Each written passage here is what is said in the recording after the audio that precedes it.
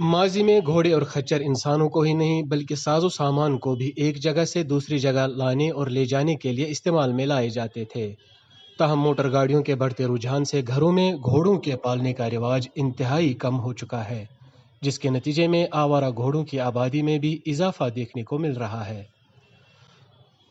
जनूबी कश्मीर के त्राल टाउन और इससे मुल्हिका इलाकों में आवारा घोड़ों और खच्चरों के बेलगाम घूमने से न सिर्फ राहगीरों को परेशानियों का सामना करना पड़ रहा है बल्कि ट्रैफिक की नकलो हमल भी मुतासर हो जाती है।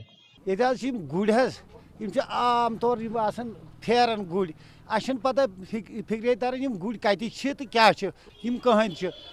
लोगों के मुताबिक आवारा घोड़े बागात, फसलों और सब्जी क्यारियों को भी नुकसान पहुंचा रहे हैं।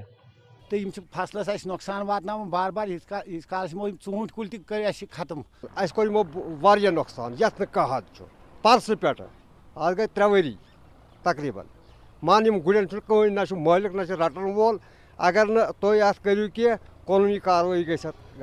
इंतजामिया ने आवारा घोड़ों की खरमस्तियों से अवाम को दरपेश मुश्किलात का जल्द इजाला करने की यकीन दहानी कराई। ये रेगुलेशन ऑफ कैटल पॉन्ड्स फाटक जिसको आप कहते हैं, ये तो म्यूनिसिपैलिटी की बेसिक ड्यूटी है। हमारे पास अभी फंड्स है 14 फाइनेंस के अंडर, तो डीसी साहब ने ये कहा है कि जो कंसर्न तहसीलदार है उसके साथ मिलकर हम विद इन 15 डेज आपको ये जमीन कहीं से आइडेंटिफाई करके दे देंगे इसके लिए कि इंशाल्लाह 15 दिन के अंदर अंदर हमें जो ही जमीन आइडेंटिफाई हो जाएगी हम इस जमीन में वो फाटक वहां पर कंस्ट्रक्शन करके इस जो ये बिद्दत है टाउन में उसको हम दूर करेंगे।